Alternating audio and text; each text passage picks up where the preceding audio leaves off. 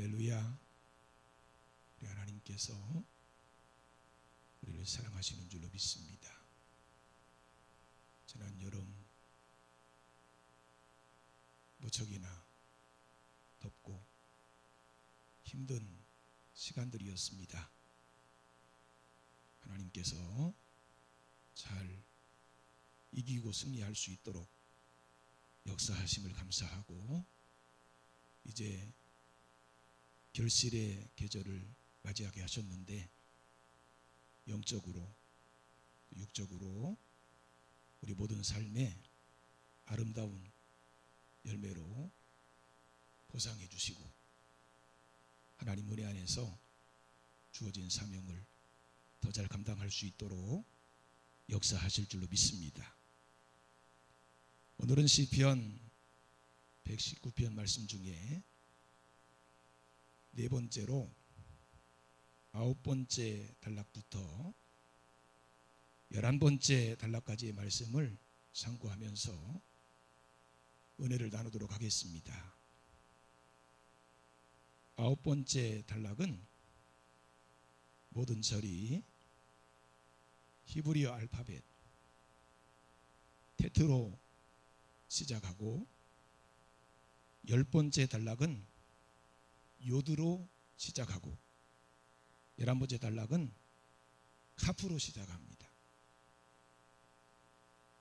여러분은 하나님께서 만드신 작품 중에서 최고의 작품이라고 하면 믿으시겠습니까? 하나님의 창조 과정을 보면 다른 것들은 다 말씀으로 창조하셨습니다. 하지만 사람은 하나님께서 흙을 가지시고 하나님의 형상대로, 하나님의 모양대로 만드시고 생기를 그 코에 불어넣으셔서 생명이 되게 하셨습니다. 문제는 하나님 말씀에 순종하지 않으므로 이 최고의 가치를 잃어버리고 아름다운 창조의 세계를 어지럽히는 비참하게 처하게 되었다는 것입니다. 그런 하나님의 백성들을 바로잡고 새롭게 만드시기 위해서 하나님께서 선택하신 방법이 고난입니다. 67절입니다. 고난당하기 전에는 내가 그릇 행하였더니 이제는 주의 말씀을 지키나이다. 사람이 추락하게 된 것이 하나님 말씀을 지키지 않았기 때문입니다. 그런데 고난이 우리를 주님의 말씀을 지키는 자리로 이끌어갑니다. 71절입니다. 고난당하는 것이 내게 유익이라. 이로 말미암아 내가 주의 윤례들을 배우게 되었나이다. 여러분이 이 세상에 고난을 원하는 사람은 아무도 없습니다. 그래서 항상 우리는 왜 우리에게 고난이 오는가를 고민합니다. 하지만 고난이 없으면 진정한 하나님의 백성으로의 회복이 없는 것입니다.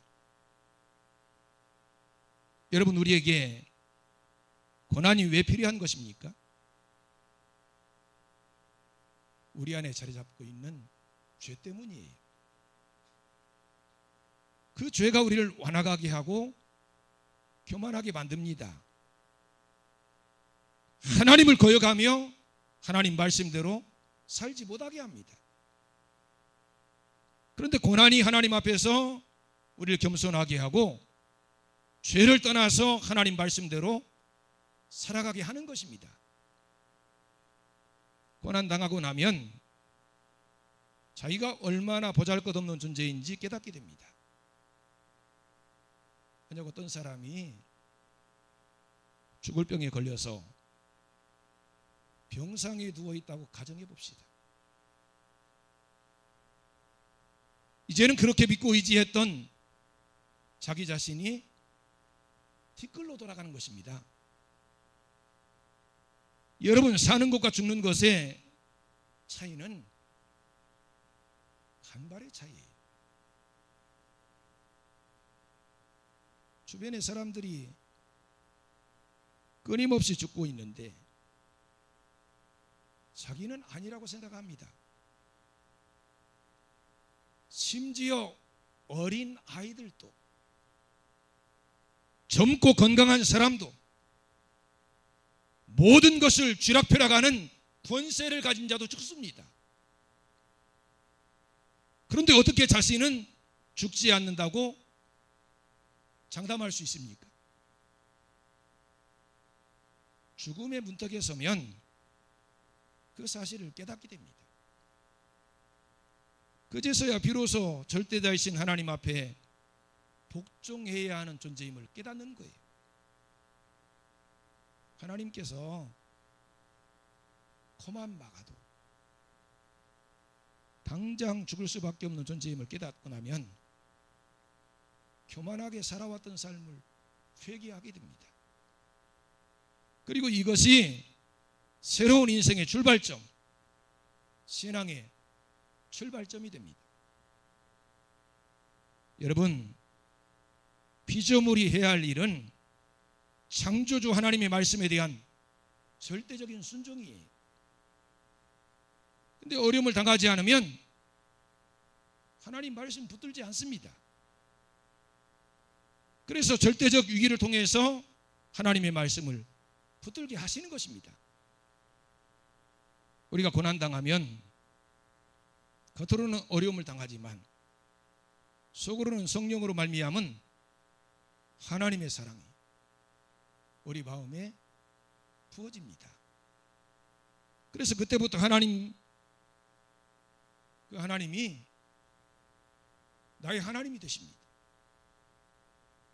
그 전에는 하나님이 나의 하나님이 아니라 다른 사람이 그렇다고 하니까 나도 그렇게 믿는 수준이었습니다.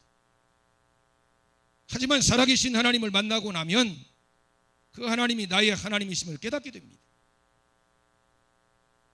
하나님의 고난은 사람을 겸손하게 합니다. 고난을 통해 겸손해진 사람은 결코 자신을 함부로 내세우지 않습니다. 자신을 과장해서 나타내려고 하지도 않습니다. 다른 사람이 알아주든 알아주지 않든 그것은 중요하지 않습니다. 하나님만 알아주시면 된다고 생각합니다. 여러분, 우리가 고난당하여 인생 밑바닥까지 떨어지면 이제 모든 것이 끝났다는 생각이 듭니다. 하지만 실제로 그것은 하나님께서 우리를 만드시는 과정입니다. 하나님께서는 절대로 우리를 버리지 않으십니다. 하나님께서 원하시는 최고의 모습이 되도록 역사하십니다. 그러므로 우리가 고난 가운데 중요한 것은 하나님의 지혜를 얻는 것입니다. 66절 말씀을 함께 봉독하시겠습니다. 내가 주의 계명들을 믿었사오니 좋은 명철과 지식을 내게 가르치소서. 야고보서 1장 5절에 보면 너희 중에 누구든지 지혜가 부족하거든 모든 사람에게 후히 주시고 꾸짖지 아니하시는 하나님께 구하라. 그리하면 주시리라 약속하셨습니다. 어려움을 당할 때 우리에게 필요한 것은 하나님의 지혜입니다. 하나님의 지혜는 이 세상 지혜와 달라요. 이 세상 지혜는 머리가 잘 돌아가는 것이고 임기응변에 능한 것입니다. 이 세상에서는 다른 사람보다 한 발 더 앞서가면 이득을 봅니다. 쉬운 예를 들면 어느 지역의 땅값이 오른다고 하는 정보를 미리 알면요, 그 땅을 먼저 사는 사람이 돈을 버는 거예요. 하지만 하나님의 지혜는 그런 것이 아닙니다. 쉽게 말하면 성경의 원리가 하나님의 지혜입니다. 그래서 어떤 상황에서든 하나님 말씀이 떠오르는 것이 복입니다. 성경에 나오는 지혜로운 사람 중에 대표적인 사람이 요셉입니다. 요셉은 어렸을 때 하나님이 주시는 꿈을 갖게 되었어요. 그 꿈은 형들의 볕단이 자기에게 절하는 것이요, 해와 달과 11별이 자기에게 절하는 것이었어요. 요셉은 하나님께 주신 꿈을 자랑했고, 그로 인해서 형들의 더 큰 미움을 받아서 애굽에 노예로 팔려갔습니다. 요셉은 노예가 되어 굳이 그의 입으로 하나님 이야기를 하지 않았지만 모든 것을 하나님 말씀대로 바르게 할 수 있는 믿음을 가지게 되었고, 결국 그 믿음이 애굽 사람들을 살려내고 가족과 민족을 구원하는 놀라운 역사로 나타난 것입니다. 여러분, 하나님의 지혜는 약삭빠른 것이 아닙니다. 모든 것을 하나님의 뜻에 따라 바르게 하는 거예요. 하나님의 지혜를 가진 자는 무엇이든 하나님을 기쁘시게 해야 된다고 생각하기 때문에 오직 하나님을 기쁘시게 하는 삶을 사는 것입니다. 그리고 하나님의 지혜는 다른 사람을 살리는 능력으로 나타나. 하나님의 지혜는 사람들을 위기에서 살리는 능력이 있기에 금이나 은보다 훨씬 더 귀한 것입니다. 72절 말씀을 함께 봉독하시겠습니다.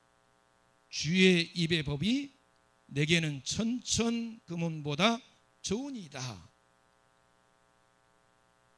여러분, 사람들이 금과 은을 모으는 이유가 무엇입니까? 보통 돈이 많은 사람들은요, 금고를 열어보면 거기 금괴가 가득 쌓여 있습니다. 왜 그 금괴를 모으는 것일까요? 여러분, 금이 가장 비쌀 때가 언제예요? 세계 정세가 굉장히 안 좋을 때, 나라가 위기에 빠져서 굉장히 어려움을 당할 때 금값은 최고에 달합니다. 그럼 왜 어려운 상황 속에서 사람들이 금을 사들이는 거예요? 위기 때 위기를 모면하기 위해서 금과 은을 사들여서 보관하는 거예요. 근데 하나님 말씀은 그런 천천개면 몇 개입니까? 1000 곱하기 1000이면 몇이에요? 그렇게 많은 금과 은보다 좋다고 말씀하고 계셔요. 그러면 위기 때 우리는 무엇을 준비해야 합니까? 하나님의 지혜, 곧 하나님의 말씀을 준비해야 합니다. 하나님의 지혜는 우리를 위기에서 벗어나게 할 뿐만 아니라 다른 사람을 살려요. 우리가 하나님의 지혜를 따를 때 모든 사람이 하나님의 지혜를 따르는 것이 아니기 때문에 교만한 자들의 반대에 부딪히게 됩니다. 그럴 때도 우리는 주의 법을 즐거워하며 주의 법도를 지켜야 합니다. 하나님께서 어려움을 통해 성도들 낮추실 때는 우리가 하나님의 도움을 간절히 기다려도 금방 하나님께서 우리를 도와주시지도 않으시고 하나님의 뜻도 잘 가르쳐주지 않으십니다. 그래서 우리는 하나님의 뜻을 기다리는데 매우 힘들어요. 피곤하고 지칩니다. 오늘 81절과 82절에 보면 나의 영혼이 주의 구원을 사모하기에 피곤하오나 나는 주의 말씀을 바라리이다. 나의 발이 주께서 언제 나를 안위하실까 하면서 내 눈이 주의 말씀을 바라기에 피곤하니이다. 하지만 여기서 우리는 아주 중요한 진리를 깨닫게 됩니다. 우리가 당면한 모든 일보다 하나님을 더 중요하게 생각하게 된다는 것입니다. 우리는 어리석어서 한시라도 빨리 어려움에서 벗어나고자 하지만 하나님께서는 그 어려움을 통해서 하나님을 발견하게 하시고 하나님을 사랑하게 하시며 하나님께 붙들리도록 역사하시는 것입니다. 그래서 하나님의 손에 붙들려 영구적으로 능력이 나타나게 하십니다. 그리고 또 하나 중요한 것은 하나님께 계속해서 기도하게 됩니다. 83절입니다. 내가 연기 속에 가죽부대같이 되었으나 주의 율례들을 잊지 아니하나이다. 연기 속에 가죽부대. 여러분, 연기 속에 가죽부대가 무슨 뜻일까요? 옛날에는요, 가죽을 말릴 때요, 가죽이 트지 않도록 연기에다가 말렸던 것 같습니다. 그렇게 하면 가죽부대가 완전히 말라서 우리말로 표현하면 피골이 상접이 되는 것입니다. 우리가 기도하는데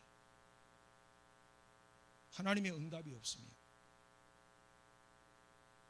우리는 하나님께 부르짖게 되고 계속해서 하나님께 매달리게 됩니다. 그러면서 하나님과 하나가 되는 체험을 하게 되는 거예요. 하나님께서 역사하실 뿐만 아니라 하나님께 자신을 온전히 던져버려서 하나님과 하나가 되는 거예요. 그래서 하나님께서 항상 우리를 도우시며 건져주시는 놀라운 경험을 하는 것입니다. 여러분, 하나님께서 주의 백성들 연단하시는 궁극적인 목적이 어디 있을까요? 하나님의 뜻을 이루어드리고 또 하나님의 일을 위해서 열심을 내게 하시기 위함입니다. 하나님의 백성들은 하나님의 뜻을 이루어드리는데 누구보다 열심히여야 합니다. 그 이유는 하나님의 성품을 담았기 때문이고 하나님의 뜻을 이루어드리는 일이 하나님을 기쁘시게 하는 일이기 때문이에요. 그리고 하나님의 성령께서 함께 하시기 때문에 성령의 능력으로 그 일을 지속적으로 감당하게 되는 것입니다. 여러분, 선한 사마리아 사람을 한번 보십시오. 자기와 아무런 상관이 없는 사람입니다. 그런데 강도 만난 이웃을 도와줍니다. 그 자리에서 상처를 치료해주고 또 자기가 타고 온 짐승에 그 사람을 태워주고 숙소까지 데리고 가서 주인에게 부탁합니다. 그리고 내가 나중에 다시 돌아올 때 만약에 이 사람에게 필요한 비용이 들어간 것이 있다면 내가 다 갚아주겠습니다. 끝까지 이 사람을 잘 치료해달라고 부탁합니다.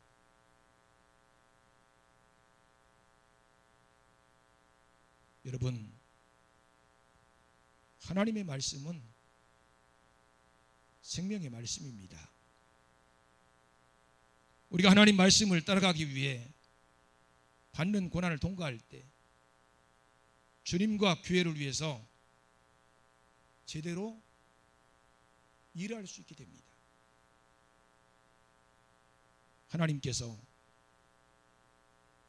우리와 함께 하시면 우리가 해야 할 일을 끝까지 지속적으로 감당하게 되는 것입니다.